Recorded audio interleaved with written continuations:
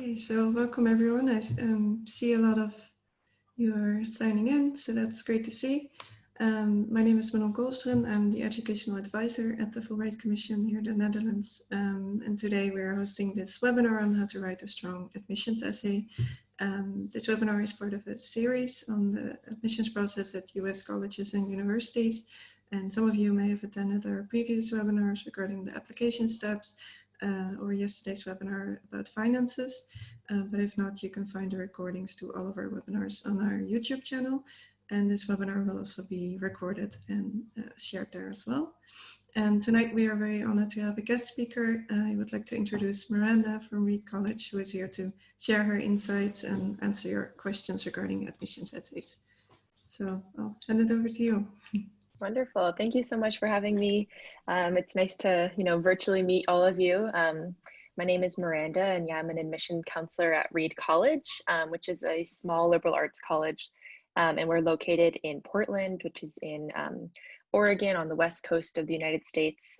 It's a kind of mid-sized city with a lot of food culture and music, a lot of access to the outdoors and to hiking and things like that, which is really, really beautiful part of the country. And we are, like I said, a small liberal arts college. So we, have a really strong program kind of in STEM and humanities and social sciences. And students at Reed will take classes kind of across the board in all of different things. So like I mentioned, I'm an admission counselor. So today I'll be talking a little bit about how to write your personal statement, some kind of do's and don'ts. And we're gonna do some kind of exercises together. And we'll also look at some kind of stronger and weaker examples of personal statements that we've seen in the admission office at Reed. So I'm going to be sharing my screen for a lot of today, just because I have some slides that kind of walk us through, but I'll be going back and forth between kind of sharing the slides and seeing my face. So I'm going to jump right into the presentation and we can begin. All right. Just to make sure that it's in presenter mode. Okay. So the personal statement, this kind of quote is something that we use to begin this essay writing workshop. We think it's a really great way to kind of frame what the personal statement is and what it kind of supplies in your application. So neither analytical nor creative, the personal essay is a combination of both that reveals who the student is. So you'll see when you start applying to colleges that a lot of your application is kind of limited in space and is kind of more listing things about who you are. And we find that the personal statement is that kind of great combination between analytical and creativity. And it really is illuminating to who you are as kind of a whole person. And it's a really great way for your reader to kind of get to know who you are, the things that you care about, the ways that you tell your stories, and your authentic voice. So like I mentioned, we're going to do a kind of exercise to begin with today. And this isn't going to be shared with anybody, so feel free to kind of grab a notepad and pen or write on your notes app or something like that. And this is called the objects exercise. And I'm going to read out a kind of series of questions. And this is a really great way to kind of just start brainstorming things that you could include or write about in your personal statement. If you think about kind of a box that includes all of the little objects in your life that are important to you, this is the kind of brainstorming exercise that we're going to do. So I'm going to read out the kind of series of questions that we have in this exercise, and then I will give an example of kind of what I would include in my own one. So the first question is, what is your favorite gift you've ever received? What's something you saved up for? What's something that represents your childhood or your family? What's in your bag right now that probably is not in anyone else's bag? What object represents a regret in your life? And what's the first thing you see when waking up? Those kinds of questions are a great way to just kind of start thinking about objects in your life that might mean a lot to you, might hold some certain significance. But something that we really like to let you know in the objects exercise is that these should be, while they're completely brainstormed and you can just write a long list of them, these should be something that are quite unique to you. So for example, the kind of clear-cut example that we give people is a lot of people will say, you know, their dog. They'll write about their dog, and that will be the thing that's important to them, the thing that represents, you know, their childhood and means a lot to them. But the thing there is a lot of people have a dog. It's not unique to have a pet dog and to have a good relationship with it and things like that. And so what would be unique in the objects exercise to start thinking about is, you know, that dog, that the costume that you got your dog one year where you and your dog matched for Halloween, something like that. That's a little bit unique, might have a little bit of humor in it, but definitely shares with us something that we don't get to necessarily see from the rest of your application.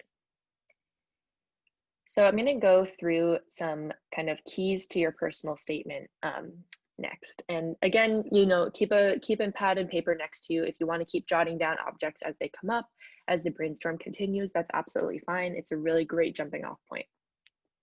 But we're going to walk through some keys to the personal statement, and I will kind of go through each of them in depth, and each of them will come with an example as well. The first is to fill in the blanks. The second is to be creative with the everyday. The third, be focused. The fourth, finding your so what. And the fifth is proofreading. And I will, again, go deeper into all of those. So to fill in the blanks, what we mean by that is you're not just rewriting your resume. We want to learn something new through your personal statement, and you are totally in control of what your personal statement is about and what it includes. So keep in mind, when we are reading your application, your personal statement will come after the list of activities that we see, your transcript that we see, the classes that you took, your letters of recommendation that might tell us a little bit more about your activity or participation in a club. So you want to use the personal statement as a space to really help us learn something new about you and give us kind of more insight into who you are as a person outside of those activities. So that's not to say that you can't write about an activity that you do or a club that you are a part of. That's absolutely fine and totally encouraged. But what's important is that you're not just telling us everything you do all over again, because we are already going to know that information. So we're going to look at a kind of weak example that really highlights this key point. And I'm going to read it out loud, but it should also be up on your screen so you can read along with me. So in 10th grade, I was the captain of the varsity cross country and basketball teams. I also starred in 3 theater performances that year and helped with the theater tech crew. It was a busy year. Last year, I started a recycling program at my school and did research with a neuroscience professor at Portland State University. This year, I'm devoting more time to my classes, but still playing saxophone in the jazz band. So as you can see, this is not a weak example because the student you know, doesn't have amazing things to share. It's not a weak example of a weak applicant. This person is clearly, you know, a very well-rounded person, has a lot of different interests and pursues lots of different things, and that's fantastic. But this paper and this kind of personal statement doesn't actually give us any insight into who they are more than we'll already know. So kind of the page before in your application, before we turn to your personal statement, there will be an entire list of all your activities. So it's very likely with this person that, you know, the previous page said exactly this. They were the varsity, you know, on the captain of the varsity teams, that they were in theater, that they played in jazz band, that they love neuroscience. So all of these things are things we already knew about the student, and we don't actually hear their voice and learn their story through the personal statement, which is the goal. So the next kind of key point is to be creative with the everyday. And again, I'm going to share kind of an example of what I mean by this. So this really looks at kind of the daily versus the dramatic. You know, we recognize as admission counselors that, you know, most of the time, the people that we're reading for and the people who are applying are, you know, 17, 18, 19 years old. And you probably haven't cured cancer yet, and that is completely okay. If you have, you know, feel free to write about that. That's totally fine as well. But we're really more interested in learning and seeing who you are right now. And we want to hear the daily life that you go through. We want to hear why you love your friends, or why this object means a lot to you, or why you're really excited about studying English. We want to hear your passion and something that you really care about. And we don't necessarily need to just be impressed by whatever you're talking about. So again, I'm going to walk through an example, and it should show up on your screen, but I will also read it out loud. So the summer after my junior year, I went to Panama with my church youth group to volunteer. We worked every day building homes, playing with the children of the village, and developing an irrigation system. I thought I was going there to help people, but really I was the one who was helped the most. So again, this experience, going to Panama and doing some volunteer work is a totally fine thing to write about if that's something that really impacted you and something that you feel is influential and taught you something. But again, we don't really learn much about this person in this example. We learned that they went to Panama with their youth group, but again, we likely already knew that from the rest of their application. And we didn't learn specifically what in this experience impacted them. We learned that they had a group experience, that they did this, this program, and we learned, the cliche of they feel like they were the ones who were helped. So again, this is kind of an example that people might choose because it seems, like an impressive kind of thing that stands out. Not everybody goes to Panama to do volunteer work. However, we don't actually learn anything about the individual. We don't learn kind of what their motivation was or kind of a specific day that they had there that really impacted them. So again, that's the kind of daily versus the dramatic. And sometimes it is actually more fruitful to focus on something that's, might happen to you every day and might be part of your everyday life. And that might tell us a lot more about you as a person than the kind of more dramatic example. Something else that I find is a really good example of this is choosing to write about something that a lot of people may experience is okay to do, but you want to find your kind of unique angle and something that really teaches us about you specifically. So an example that we often give in this kind of at this point in the presentation is writing about your parents getting a divorce. So that's an experience that, is very impactful and influential in your life, but a lot of people have that experience. So one year we saw, for example, somebody wrote about their kind of parents getting a divorce and the changes that happened in their family, but they wrote the essay from the perspective of their kitchen table. So the perspective of this inanimate object who was just kind of a fly on the wall, an observer of the family changes that happened throughout that year. So that's a kind of great example of taking something that is more daily, that does happen to a lot of people, and making it your own, making it more unique, and definitely making it more memorable. So this is the kind of, start sharing my screen again. So this is, oops, sorry, I went back to the beginning slide. Yeah, so that's kind of the second key point, the daily versus the dramatic. So the third key point that we like to share is to be focused in your personal statement. So you want to make sure that you're narrowing your scope. You're going really deeply into a topic or a moment that you're sharing rather than telling us a million different things. And you want to also be concise. So keep in mind that you're going to have a pretty strict word limit on this personal statement in your application. So you're not actually going to be able to share, a story that needs 5 pages. You're actually only going to have about a page to share your story. So the kind of analogy that we like to give, the kind of visualization, is if you imagined you had a guest over or you were at a friend's house and they were having you as a guest and they opened their bedroom door and they said, this is my desk and this is the water bottle that I love and this is the lamp that I love and oh, that poster I bought at a thrift store and all of these different things. You wouldn't actually really get to hear anything about them. You wouldn't actually get to go in depth about something that meant a lot to them. Instead, if you were a friend over at a house and they said, oh, this is, my favorite mug. I bought it this last year when I was on vacation with my family. These are the different things we did on that vacation. This is why I love it. You would learn a lot more about them. And it might be only that one example, but you would learn a lot more because you'd be going a lot deeper. So that's kind of the analogy and the visualization that we like to give people. But again, I'll walk you through a kind of more specific example as well. So this time we're going to look at a kind of strong example. And something to note in this presentation is the strong examples that you'll see are actual real college essays that we've received as admission counselors.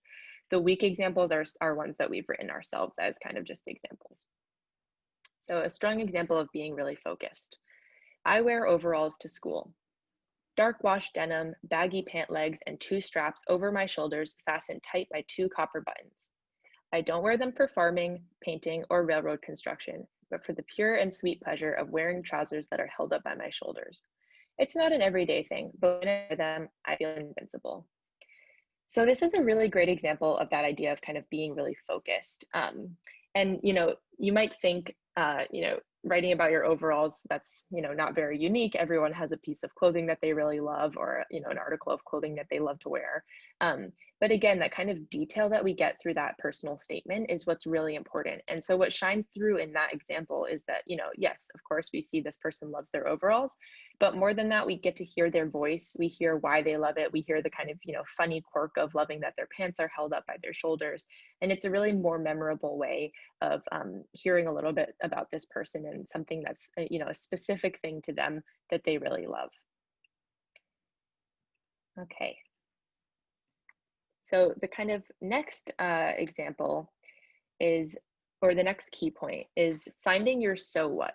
And so this is the real heart of your essay, and this is kind of how you're telling us that your topic is important. So your personal statement is not going to require just that you kind of write a story or tell us about something, but you're actually really going to have to tell us why you're writing about that thing. And you want to move beyond description alone. So in the previous examples, you might have seen, a lot of just kind of detail setting up the story. And that's great because we're getting to know you, but keep in mind, again, this is a limited word count. And so we're going to really need to understand why you chose this topic and why it's so important to you. So again, going through another strong example.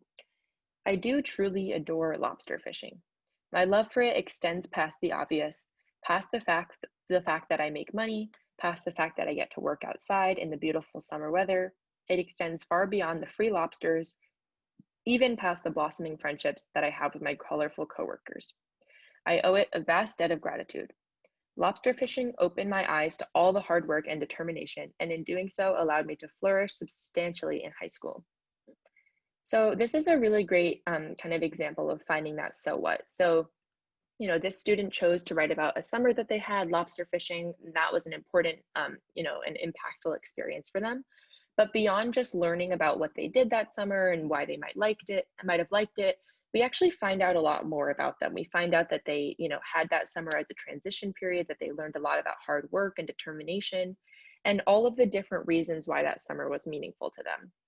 And to give you a bit of kind of context of why that personal statement is really at the heart and finding your so what, that student, when they applied, had actually been struggling a lot in school and had some years of getting pretty poor grades and was having a really hard time. And then they had this summer where they went and they worked really hard on a lobster boat, and then they really applied that work to their school. They turned their grades around, they got much higher test scores, things like that. So again, that personal statement allowed us to kind of have more context of who they are as a person and what might have motivated that academic change. And when you're looking at just a transcript or, just a list of activities, that does not tell us the whole story of a person. And not to say that the personal statement does, because again, it's, one page of writing, but the personal statement really is that look into who you are as a person. It contextualizes a lot of the application that's more numerical and quantitative. And so it's really helpful for us readers to be able to see something that's a bit more personal and really explain something in your life. Okay, so that is the fourth kind of pro tip. So we're going to move on to the last one, which, we end on a kind of obvious note, but definitely an important one, and that is to proofread. So spelling always counts. When you are working with your admission counselor, when you're writing us emails, when you're talking to us, make sure that you put in that little bit of extra effort to proofread and, make sure that you're writing in full sentences, that you're introducing who you are in your email, things like that. But that's especially true in the personal statement because you do have that amount of time to really, work through it and read through it. The thesaurus is not always your friend. So the thesaurus is, a thing that allows you to find synonyms or words for each other. And it's not always something that's helpful. People often, will change out words that they might use regularly for words that are a bit more sophisticated or sound a little bit more kind of, fancy. But we don't really want to read a paper that's filled with words that don't sound like how you actually talk. We want to hear your authentic voice. We want to hear genuinely how you tell those stories. And so switching out those words just to impress us is actually not always a great idea. A really, really good proofreading tip is to read your paper aloud. So it's super helpful to read your essay straight through aloud and just listen to it, because often it's a lot easier to find typos, mistakes when you're hearing something rather than when you're just reading through it. Your brain actually kind of fixes the mistake as you read it. And so if you're just reading it in your head, you might not actually catch those mistakes. And the other one is to just, be organized within proofreading. So, make sure that you write your personal statement with enough time to still include that kind of editing phase. And one thing that we really recommend doing is having 2 or 3 people that really know you and that you really trust read through your personal statement as well. Something important there is you want to make sure that you're not giving it to everybody and having 1,000,001 people read over it, because then we actually lose your authentic voice, and it ends up being this kind of mishmash of different people's voices. And we're way more interested in hearing from you and hearing, how your voice sounds and how you might have chosen to tell that story. So we're gonna kind of go through that last one, last key point of proofreading, give one more example, and we're gonna return to a kind of weak example. And I'm gonna leave this one up on the screen while I talk about it, just so that you can kind of see the typos and things that I point out. So, Reed is my dream school. As a small university located in the Pacific Northwest, Reed has everything I could ever want in a college. The psych program's emphasis on neuro is perfect for me. I'm engrossed in my AP Psyche course. I also love hiking and skiing. I know I contribute a lot to the classroom. I'm used to speaking up because my current high school uses the Harkness method. Reed is a place where I can metamorphose into a true intellectual. So I'm going to point out kind of a few things about proofreading in this kind of paragraph example. So kind of first and foremost, Reed is not a university, Reed is a college.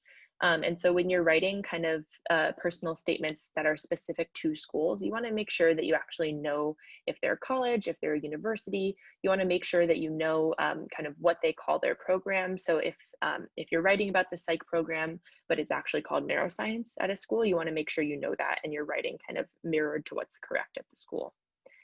A few other things. So for example, when you see neuro or when you see psych, just write those whole words out in your personal statement. So if it's neuro, write neuroscience. If it's psych, write psychology. In a personal statement, we don't really want to see you abbreviating words and writing in kind of text language. This should be something that has, full complete sentences and full words with proper punctuation, proper capitalization, things like that.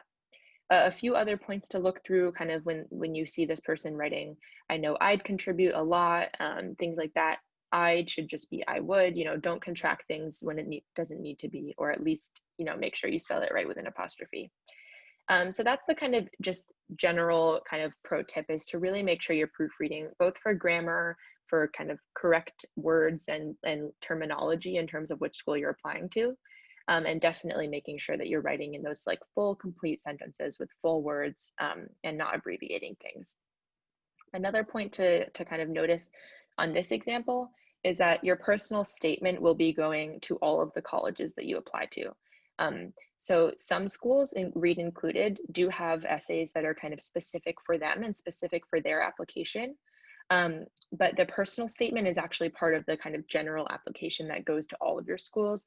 So you do want to make sure that you're not writing about a specific school in your personal statement, because that might be great for that one school you're applying to, but all your other schools are not going to be interested in hearing about how this other place is your dream school. So that's okay to write about for your kind of essay that's specific to those colleges, but the one personal statement that's going to all of your colleges, you want to make sure you're not writing about one specific school.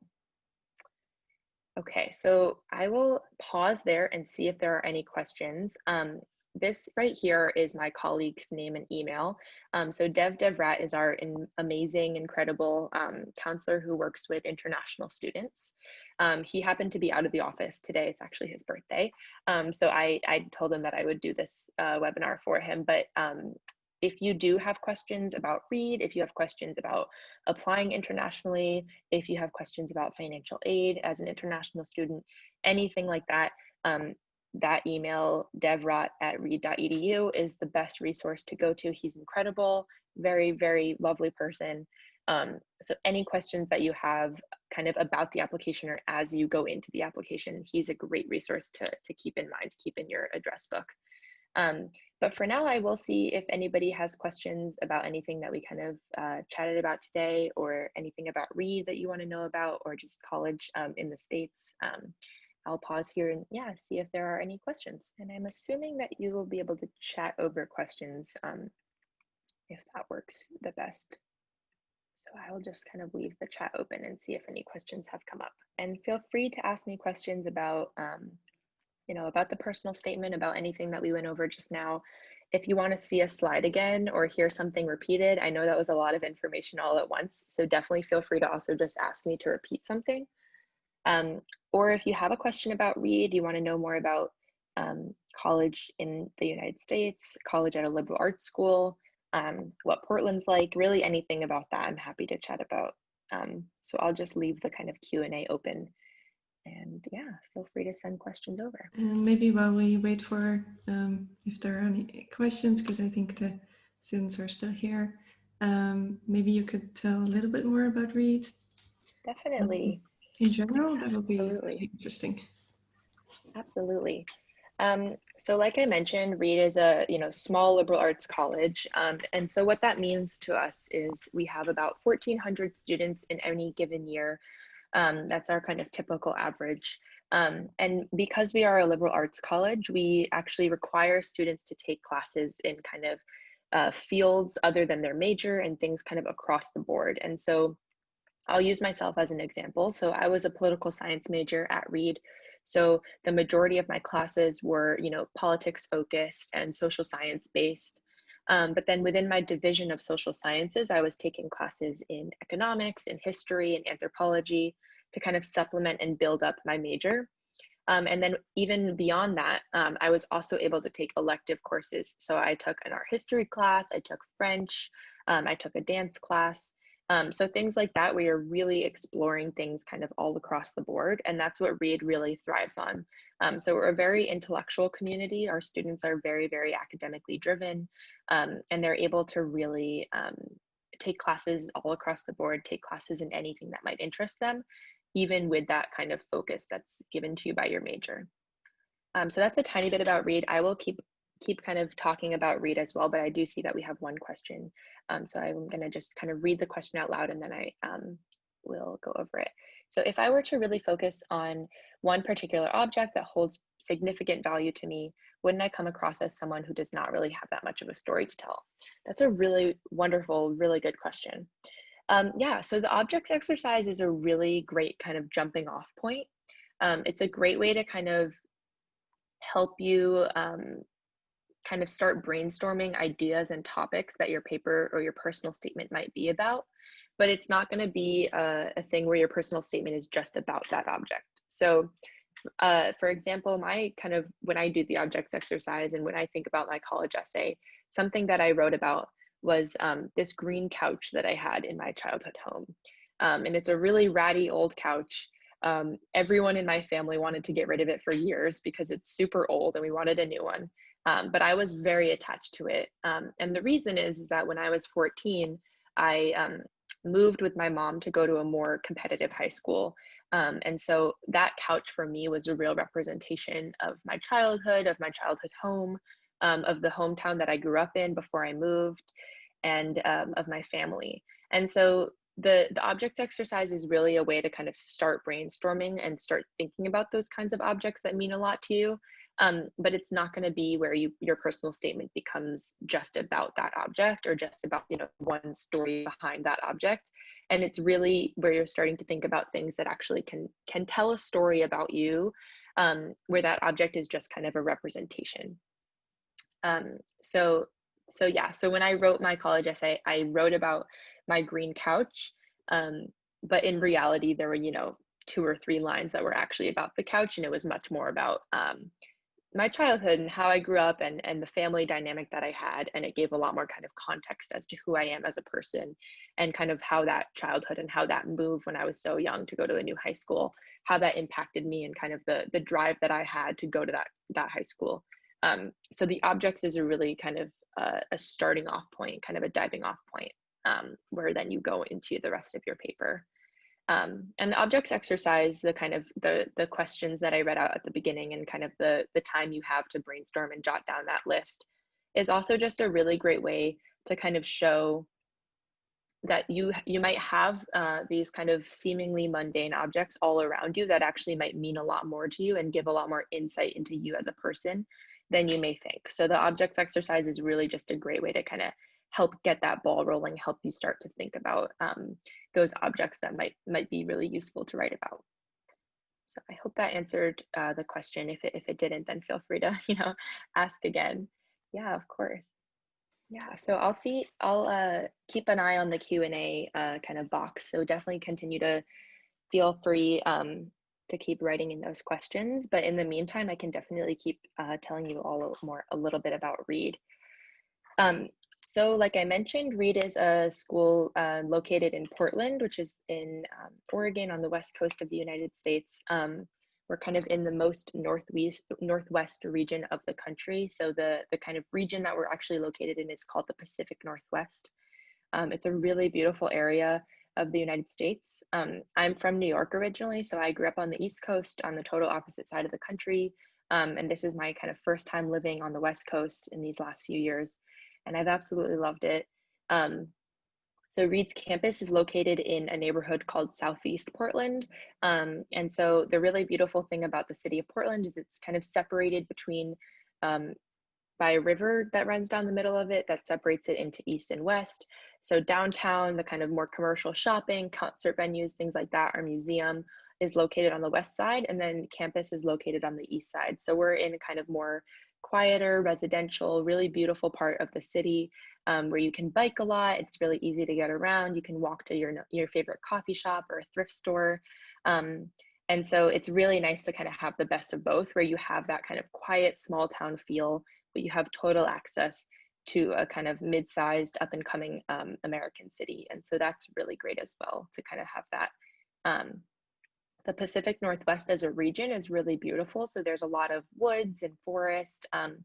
READ's campus is actually kind of perfectly located an hour in between the coastal line and an hour away from the mountains. So we're in a really beautiful part of the country where there's a lot of skiing and camping and hiking.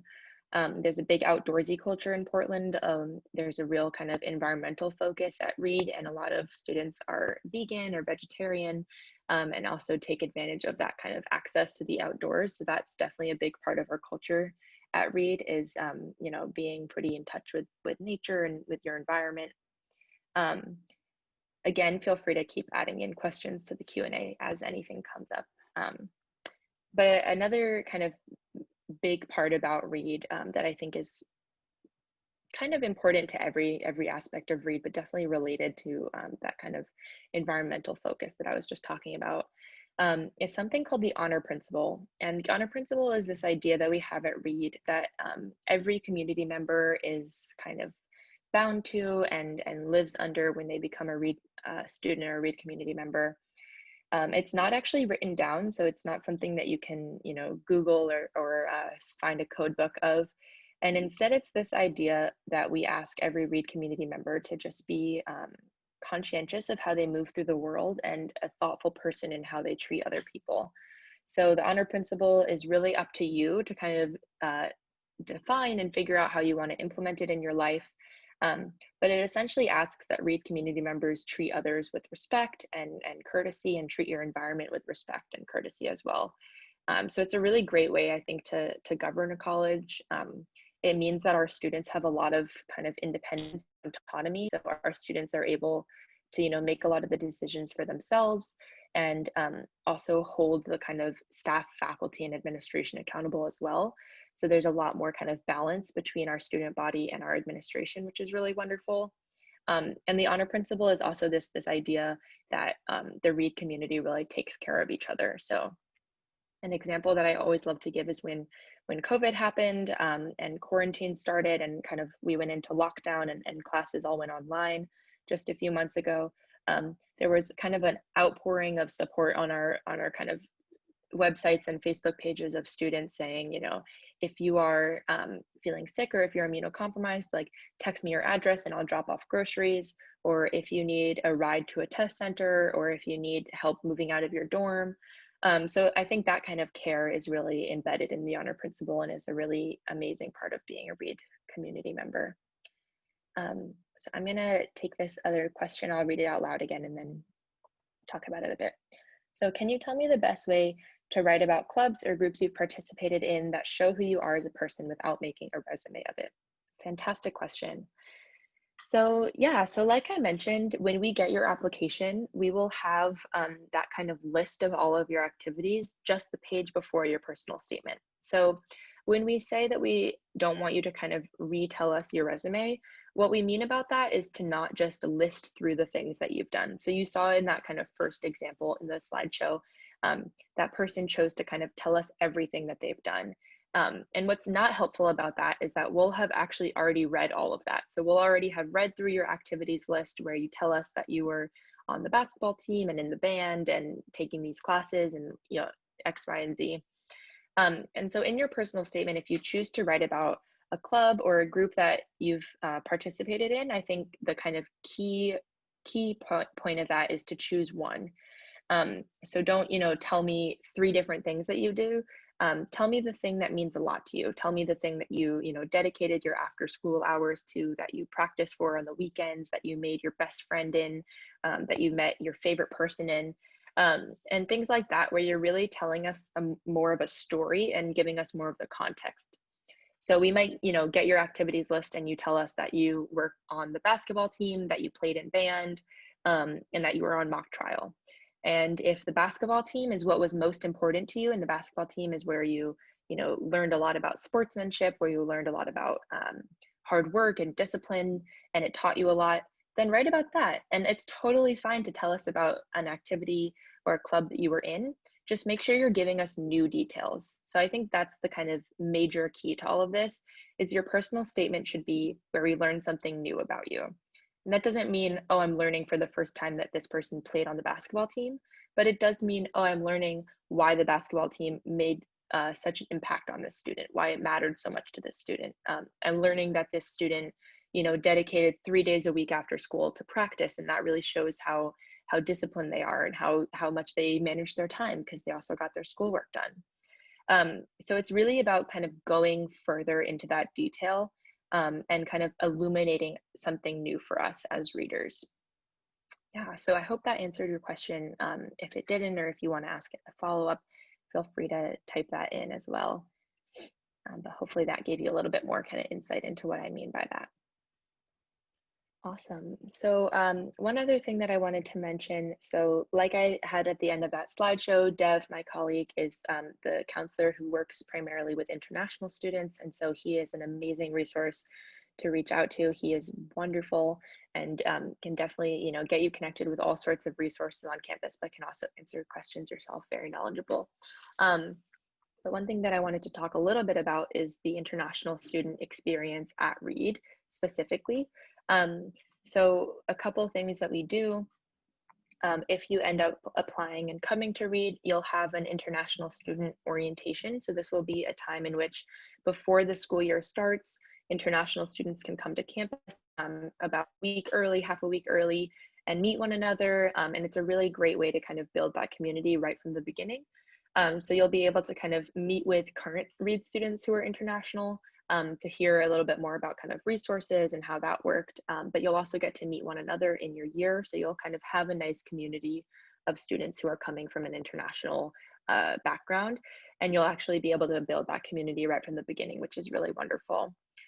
We also have a lot of kind of academic support and kind of tutor support on campus. So if you're writing fully in English for the first time or something like that, we have a program in which you get 1 hour of free tutoring per class per week as a Reed student. So if you are taking 3 classes in any given semester, you'll have 3 hours of free tutoring every single week, where you can go to our on-campus tutoring house and you can meet with peer tutors and different people who are hired for those specific classes. And they will kind of either work through your lab with you or work through your paper with you or your assignment. And that's a really great resource. We also have academic advisors. So every Reed student will be assigned an academic advisor in a kind of field that they've indicated they're interested in. And this person will help you build your class schedule. This person will help you make sure that you're doing your requirements that you need, will help connect you with different resources on campus or different professors in other departments that you're interested in. So that's a really great kind of resource that you get right from the beginning. Before you even step foot on campus, you'll be assigned an advisor, and this person will be kind of your mentor for the entire time you're at Reed. One other thing that we have for international students that I think is really wonderful is we have host families around Portland who are either Reed alums or have some kind of Reed connection, either have worked for the school, have a student at the school, who are host families. And so for some international students, if you either request a host family or if you are matched up with a host family, they'll help you move into your dorm. They'll, take you grocery shopping if you don't have a car. I know a lot of our international students will have like a weekly dinner with their host family, and it's just a way to feel like you have a home away from home. You have that kind of support from some other community members, from some kind of adults in the community space, and so it's a really nice way, I think, to support our international community at Reed. And I've heard from friends of mine who are international students that they will like meet once a week with their host family and get dinner, or some others will see them once every couple months when they need to run an errand. They'll go with them. So it's kind of up to you what you want that relationship to look like, but it's a really nice kind of support system that we have in place for students who are coming from abroad. Yeah, of course. All right, I will again pause there and see if anyone has any other questions or anything like that. Great. I think we have a few more minutes and then we're almost at time. But thank you so much for the helpful webinar, and it was great to learn about Reed. I'm sure it was very interesting for everyone. Awesome. Thank you so much for having me. It was great to chat with you all about the essay and about Reed. And yeah, I hope to see some of your names either in our email inbox or to read your application. We're all really excited to have you and help build our next class.